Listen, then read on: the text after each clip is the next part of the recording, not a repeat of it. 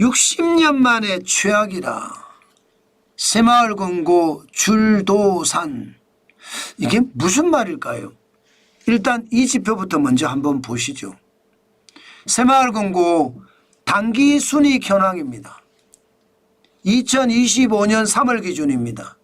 새마을 금고 1276개를 기준으로 삼았습니다. 1조 7382억 원의 적자입니다. 야, 엄청나죠. 60년 만에 최악입니다. 60년 만에 최악이라는 것은 새마을 금고가 이 땅에 창업을 하고 나서 처음으로 최악의 적자를 내고 있다는 뜻입니다. 1조 7382억 원이니까 장난 아니잖아요. 작년에는 그래도 860억 원의 흑자를 냈습니다. 전년 대비하면요, 와, 무려 마이너스로 따지면 2121.1%입니다. 2121.6%. 예, 1조 8242억 원의 적자. 장난 아니잖아요. 잘 나갈 때는요, 새마을 금고가 2022년에 1조 5573억 원의 흑자를 낸 적도 있습니다. 이익을 낸 적도 있습니다. 평균적으로 보더라도 2020년 7795억 원의 흑자를 냈잖아요. 예, 2021년에도 1조 1152억 원의 흑자를 내고 있습니다. 야, 그러나 장난이 아니죠. 아, 그런데 왜 새마을 금고가 줄도산 아니냐, 또 그런 말까지 가짜뉴스를 퍼뜨리냐, 이렇게 또 이야기하실 분들이 계실 거예요. 제가 적자도 적자지만요, 적자도 1조 7382억 원의 적자도 적자지만 연체율이 너무 셉니다. 연체율이 지금 보시는 것처럼 상호금융의 전체 연체율은 2.42%밖에 안 되나 새마을 금고는요 2024년 기준으로 6.81%. 굉장하죠. 연체가 많다는 거예요. 연체가. 지금도 연체가 많아진다는 뜻입니다. 이게 뭐 갑자기 어느 날 갑자기 2025년 들어섰다고 해서 연체가 확 줄어들거나 그런 것은 아니거든요. 예, 2021년만 하더라도 연체율이 1.93%였습니다. 1.93%도 높아요. 기본적으로 여러분 연체는요 0.5%가 넘어선다 이러면 비상등이 켜졌다 이렇게 이야기합니다. 연체가. 예, 0.5%만 넘었으면, 하물며 1.93%도 굉장히 높은 숫자잖아요. 여기에 6.81%는 진짜 높은 숫자예요. 그러면 줄도산이 어떻게 일어나느냐. 연체가 많은 데다가 새마을 금고는 개수가 많습니다. 1276개예요. 1276개. 지역 새마을 금고가 이렇게 많다는 거잖아요.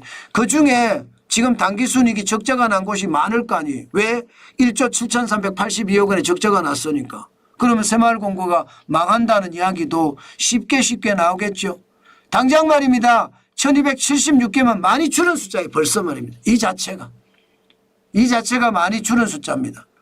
예, 이미 새마을 금고는 몇 개가 통폐합이 됐든가 그렇지 않으면 망한 곳도 생겼다는 이야기예요. 그런데 앞으로 더 많이 망할 수 있다는 게 연체율이 커지니까 그만큼 심각해진다 이렇게 이야기할 수 있다는 뜻입니다. 결국은 줄도산이 날 수밖에 없습니다. 여기다가 고정이하 여신 비율은요, 와, 9.25%입니다. 9.25%. 제가 고정이하 여신 비율이 3% 미만 그런 새마을 금고만 거래하자 이렇게 이야기한 3% 미만. 그런데 9.25%예요. 그러면 9.25%면 연체한 사람도 많지만 연체가 될 사람도 많다는 거예요. 연체가 될 사람도. 심각한 수준이죠. 9.25%면. 고정이하 여신 비율이 이 정도면 여러분 진짜 최악이라 그렇게 이야기할 수 있습니다. 네. 저는 이런 것을 절대 가볍게 봐서는 안 된다고 생각합니다. 예, 그만큼 말입니다. 심각하다. 부실채권이 이 정도 된다고 하니까요. 연체기간이 3개월 이상 되는 게 이렇게 많다는 거잖아요. 그죠? 고정이하 여신 비율이 연체기간이 3개월 넘는 것을 말하거든요. 굉장히 많잖아요. 그렇게 따지면 여러분 진짜 새마을 금고는 감당하지 못할 그런 상황에 도달할 수도 있습니다. 지금 대선 충당금은 많이 쌓아놔서 그나마 조금 안심은 됩니다. 2020년에 2조 8천억 원의 대선 충당금이 2024년에는 7조 7조입니다. 205억 원이나 쌓아놨습니다. 여러분 왜 대선 충당금을 이만큼 쌓아놨겠습니까? 2조가 150.7%가 늘어나서 4조 2205억 원이 늘어나서 7조 205억 원까지 쌓았겠습니까? 그만큼 위험하다는 겁니다. 그만큼 새마을금고 자체가 지금 굉장히 위험하기 때문에 줄도산의 상황도 충분히 있다는 이야기입니다. 저는 여러분 지표를 보면 해석이 다 가능하거든요. 예, 그만큼 심각하다 이렇게 보셔야 되고요. 지금 제가 더 심각하게 보는 것은요. 새마을금고의 수신 잔액을 보세요. 수신 잔액. 수신은 새마을금고가 받은 잔액을 말하거든요. 2019년에 126조 27억 원이었습니다. 그런데 2024년을 보면 258조 4천억 원이에요. 수신 잔액이 많지요. 작년에 뱅크 런이 일어났을 때 진짜 심각했었습니다. 그런데 수신 잔액이 지금 5년 사이에 105.1%까지 늘어서 132조 3,973억까지 늘었다는 것. 이것은요. 한번 터지면 더 큰 충격이 될 수도 있다는 이야기 저는 여러분에게 다시 한번 드리겠습니다. 대선 충당금을 많이 쌓아서 그래도 큰 충격은 완화할 수 있다 이렇게 이야기하지만요. 여전히 새마을금고의 개별 새마을금고의 줄도사는 어쩔 수 없는 상황이 되지 않겠느냐. 저는 시장을 그렇게 보고 있습니다. 그만큼 심각하다는 것 다시 한번 생각을 하시고 여러분들이 새마을금고를 거래하잖아요. 그러면 반드시 세 가지는 확인하고 거래했으면 좋겠어요. 첫 번째가 앞서 제가 보여드렸던 것처럼 고정이하 여신 비율이 3% 이하여야 됩니다. 3% 이하. 그래야지 안전해요. 예, 그래야지 안전합니다. 저는 그거 반드시 중요한 요소다 이렇게 생각하고요. 그게 첫 번째고요. 두 번째는요. 예, 이게 자기자본 비율이라고 있습니다. 국제결제은행에서 이야기하는 자기자본 비율.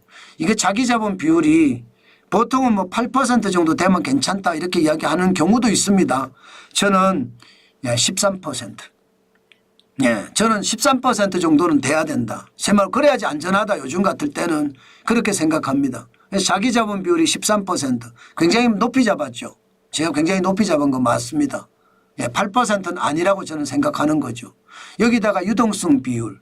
유동성 비율도 100% 되면 된다 이렇게 이야기하지만 저는 100%가 아니라 130%. 좀 더 높이 잡았습니다. 그래서 유동성 비율도 물어보고 저는 반드시 새마을금고를 거래하려면 거래했으면 좋겠어요. 이자 많이 주는 거 맞습니다. 그러다가 새마을금고 무너지면요. 이게 예금자 보호법에 의해서 5천만 원밖에 보상을 못 받습니다. 때문에 세 가지를 반드시 확인해서 하고요. 분산해서 넣는 거 잊지 마시고요. 그거 굉장히 중요한 요소다. 제가 다시 한번 여러분들에게 강조해 드리겠습니다.